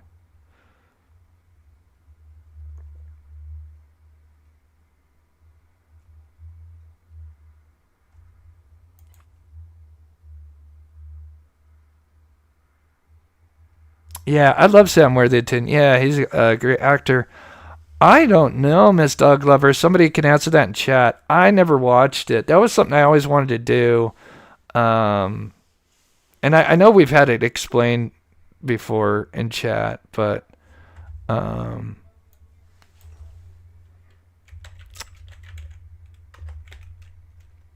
Shaq movie. I don't know if this is the same one or not. Oh yeah, that's 2000.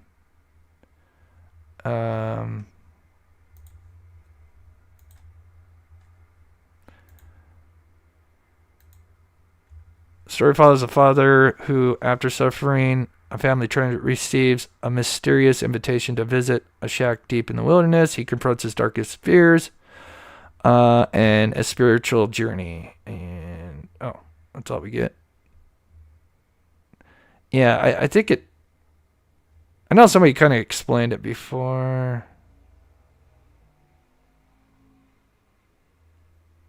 Anyway, but, yeah.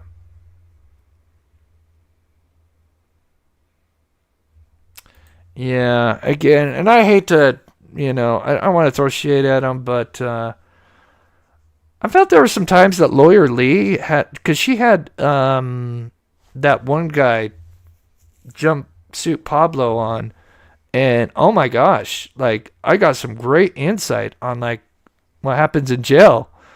And, she told him, like, what happened to Richard Allen, and he was like, man, I'm surprised. He's lucky he didn't get tased. I got tased, I got pepper sprayed before I got tased or whatever, or vice versa. And yeah, he was saying, yeah, this is this kind of stuff that he was doing with his, his feces and stuff, like that's, and flooding his cell. That's all stuff that they're just taught to do when they need to get attention, or, they're trying to get something. That's the only way they can control anything is, by doing that stuff. And yeah, it's very interesting.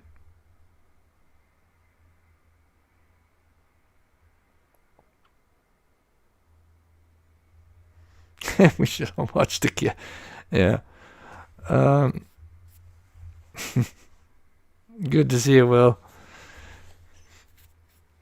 Yeah, I do like Sam Worthington, though. I didn't know he was in it. To be honest, I think that's the first time I actually looked it up. So. All right, guys, I'm going to head out. I want to keep dragging this on. I just wanted to kind of do a live just one more time, because yesterday we were just kind of reacting, and I think I was still like in shock, and I think a lot of us probably were, because what a surreal moment it is. But I am just so happy for the family, and now they've got the impact statements, and yeah.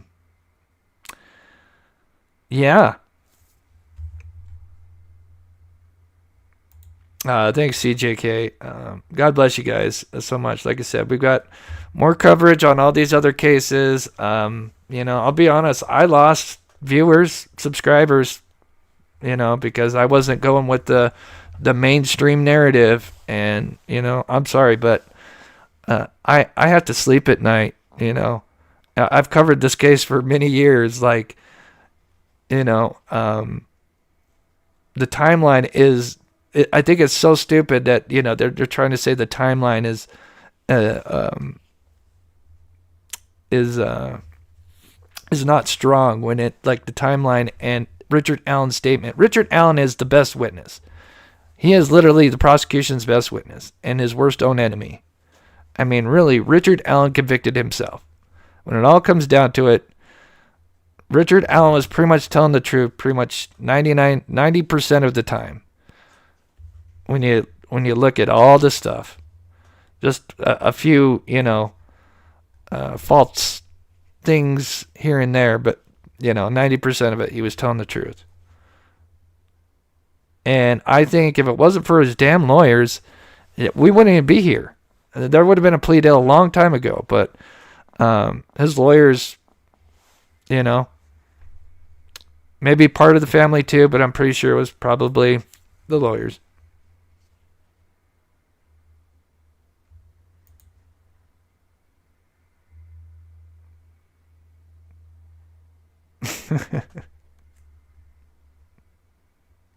Oh, he went to wrench, Will.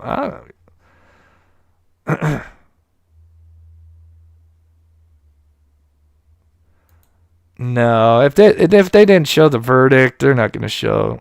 Yeah. Judge Gold. That's the one thing I think we could probably all agree on is, I think they need Judge Gold. They needed someone like Judge Gold to be the judge. And I respect that. But everything else, I'm not a huge fan of her. But they did need her. Because, clearly the other judge couldn't last a week when this case got brought to him. So.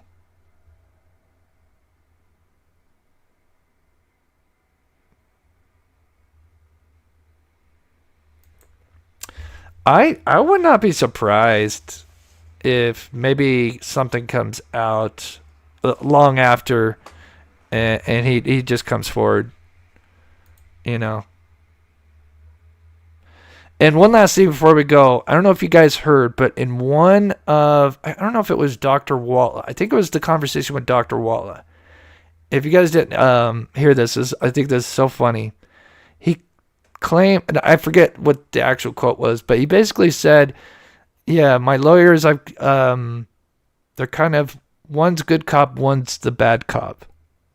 And so for those that really followed it and knew what it was like on the inside, and you had Baldwin and Rosie, and if you don't know which one's the good cop, bad cop, Baldwin was clearly the good cop, and Rosie was clearly the bad cop because he was much more intense, serious. Baldwin was the one always seen, hugging or putting his arm over Richard Allen's shoulder, consoling him.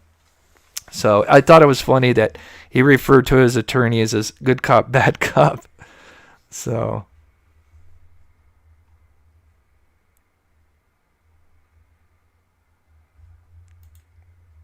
I'm not the. I appreciate it, Bees9, but unless you're talking about another Chris, because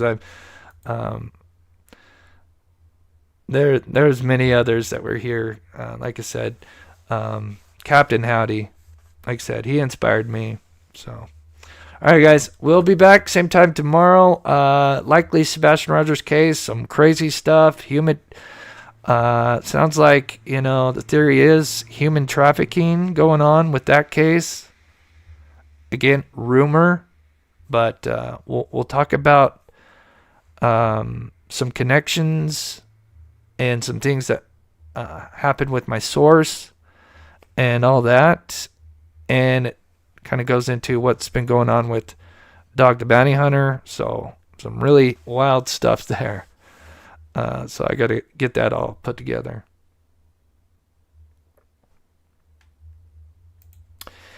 Yeah, these two lawyers were trying to get famous off this case, and also, yeah, I agree, Will, and they were also trying to try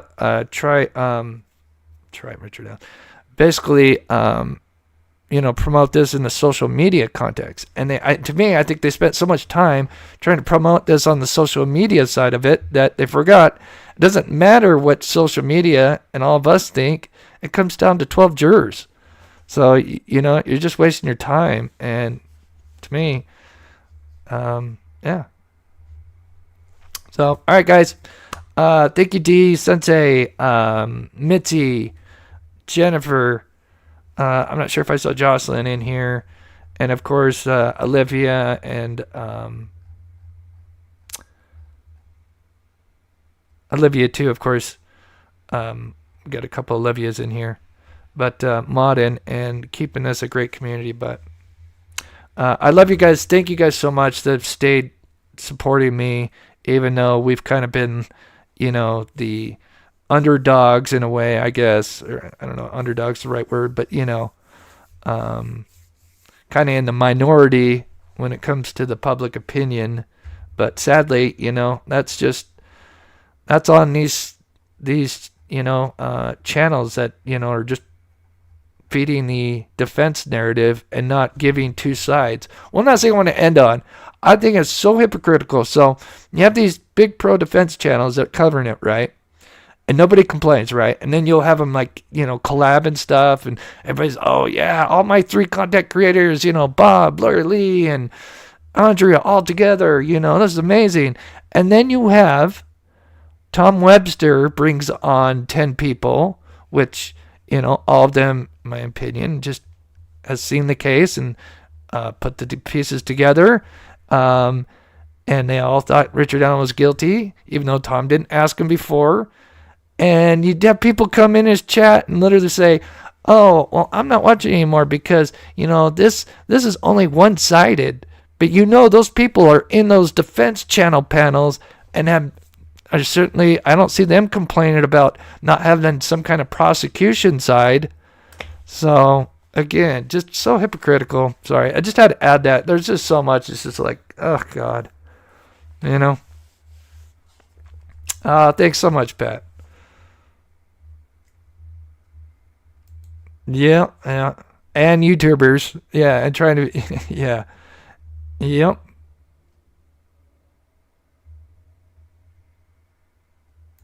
Yeah, it was, Sasha. It truly was.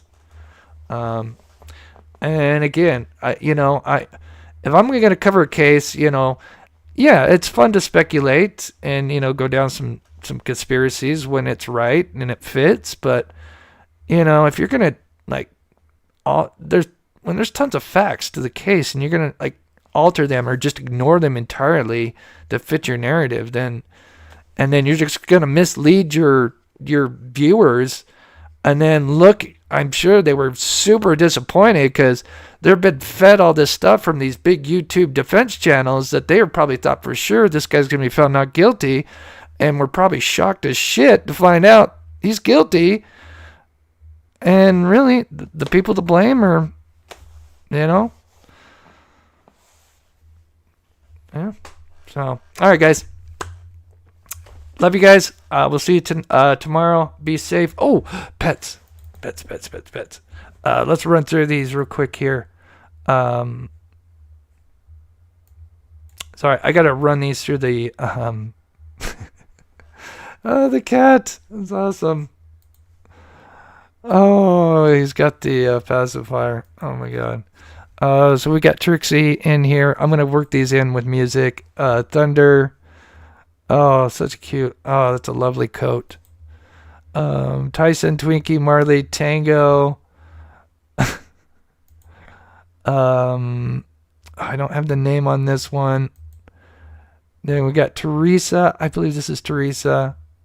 Sadie again. Rose. Beautiful dog. God, that's a beautiful dog.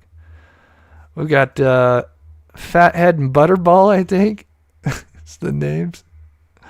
Miss Millie. I think we got a couple of Miss Millie. Oh, look, she's watching somebody that looks familiar. Then we got Max. That's a great looking boy. Harry and Leo. You know, I'm cat lover. I'm a huge cat lover. I think this is Grendel, I hope. Miss Fifi. Daisy. Oh, it's Daisy. Okay. And there's Daisy again. Oh. And then we got Chloe. Oh, beautiful eyes. Caddy and Harry. All right, guys. I'm going to work those into the video, so.